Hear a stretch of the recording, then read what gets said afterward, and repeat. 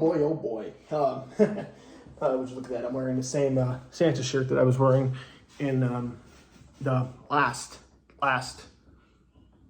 review. Anyways, Christmas. Surprisingly, Christmas is coming pretty quick. Can you believe it? Neither can I. Joshua reviews. I think I already said that. Who cares? Last review, Silent Night. Love it. Christmas classic. Today, it's 2012 Remake. I remember distinctly seeing the trailer for this when it came out. And I remember not knowing what the hell the original film was all about. In fact, I didn't even know it was a remake. I think I was just like, oh, that's a Christmas horror movie with a killer Santa. This is a badass cover with the flamethrower. He knows who's been naughty. You better watch out. I just reviewed that movie. Okay, so Silent Night 2012. This movie got mixed reviews when it came out. I think it even had like a very limited release, so not a lot of people knew about it. I don't think it did well domestically, box office wise. Let's go ahead and just start off with the story. So essentially, it is about this. Yeah, it says in 1984, the slasher classic Silent Night, Deadly Night stunned audiences, was banned across America and remains the most notorious Christmas movie in history. Now Santa is back, and he's got a brand new bag of tricks as their small Midwestern town prepares for its annual Christmas Eve parade. Sheriff Malcolm McDowell of Halloween and his deputy, Jamie King of My Bloody Valentine 3D, discovered that the maniac in a Santa suit is murdering those he judges as naughty. Their sins? Porn, adultery, greed, and he will make sure they rest in heavenly pieces. Oh. Yeah. So basically they have to put a stop to this killer Santa. A little bit different than what it was in the original.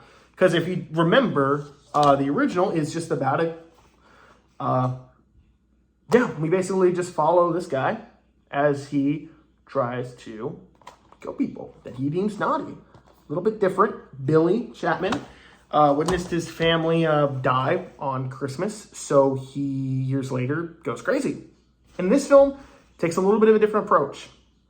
Let's start off with what I liked. Okay, what did I like? First of all, Christmas atmosphere, really nice. I don't think it's as nice as the Christmas, I can't speak. I don't think it's as well done as some other Christmas movies I've seen, especially Christmas horror films, but the Christmas atmosphere gave me just enough that what I was looking for. You had no idea how much it's hard to get Christmas at. I can't speak. My God. You would not believe how hard it is to get a Christmas atmosphere right in a Christmas horror movie. I'm talking to you, Deadly Little Christmas. But Christmas atmosphere, nice. Characters, I really like their characters. The actress who plays Jamie King, I forget her name, but she plays the deputy. She does a really good job. I liked her as the main lead. And Malcolm McDowell is amazing in this film. His one-liners are awesome. I really like the whole direction this film took. That it was more of like a detective story about them trying to hunt down a killer Santa. And there was like a bit of a murder mystery going on. Granted, it's not really a well-done murder mystery, and I'll get into that in my issues. But nonetheless, it was still fun time. This movie is the definition of just pure sleazy fun. That's the ultimate thing I can say for this film. It's a sleazy, but admittedly fun horror film. Fun horror Christmas movie, especially. There's a lot to appreciate in this film. First of all, a lot of practical effects, a lot of gore. You know me. I'm whatever when it comes to gore, especially as a Christian who enjoys horror media. But I can always appreciate the practical effects and the time it takes on the gore. And plus, I'll be honest, well, don't get me wrong, I don't really like to see people getting killed. I mean, it's kind of cool that it's done in like a creative way, and you're like, whoa, that was insane. was bloody, man. But, but the practical effects in this film are really well done. There's a lot of blood, so if you're a gorehound, you'll love it. There's one really gruesome death with a girl. I think she's a porn star. She gets thrown in a wood chipper, and it's very graphic, and I was a little disturbed by it. On that note, there's also a lot of homages to the original, which I like. There's also an amazing, kind of cringy homage to Silent Night, Deadly Night 2 with the infamous garbage day scene. The line doesn't work for me, but it's funny, and I like the fact that they included it. It's a nice touch. Santa, overall, he looks freaking badass. I love the way he looks in this film. I think it's a great update. One of the many things that surprised me about the original was how much I bought the fact that he's not wearing a mask. I think they knew how good the actor for Billy Chapman was, that they did not decide to give him a mask. But in this film, because they wanted to keep the identity hidden, they gave him one of those fake plastic $2 store masks. I think it was a nice touch. I like the design for this one. They both work in their own right, but I'd probably have to lean more towards this because I think this is probably surprisingly a little bit more iconic. I hate to say it, because I've seen this image of this version of Silent Night a lot more than Billy Chapman, unfortunately. But they both work in their own right. Now, the kills are cool. The acting is really good, especially from Malcolm McDowell, a standout. He's great in the film. The winter Christmas atmosphere is great. The film has a great structure. Actually, take that back. The film has a great actually, I can't say that too. Okay, issues. Some of the issues I have with this film is its structure and narrative. Because it is a murder mystery and a detective story, if you've seen Spiral, you know that doesn't always work. I, in fact, would compare this movie to Spiral and its murder mystery detective story. First of all, the murder mystery, while it's there, it practically isn't, because the reveal is very like, oh, okay. It's not really a twist as much as it is a reveal. But they lead you on to expect that this is like a big twist, and it's really not. It's more of just a reveal than it is a twist. But it was still cool. I like the reveal. It was cool, but it's not like wow.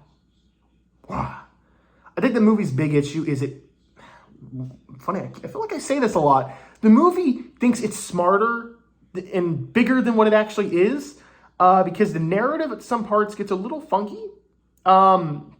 There's a lot of motivations and character decision that makes no fucking sense.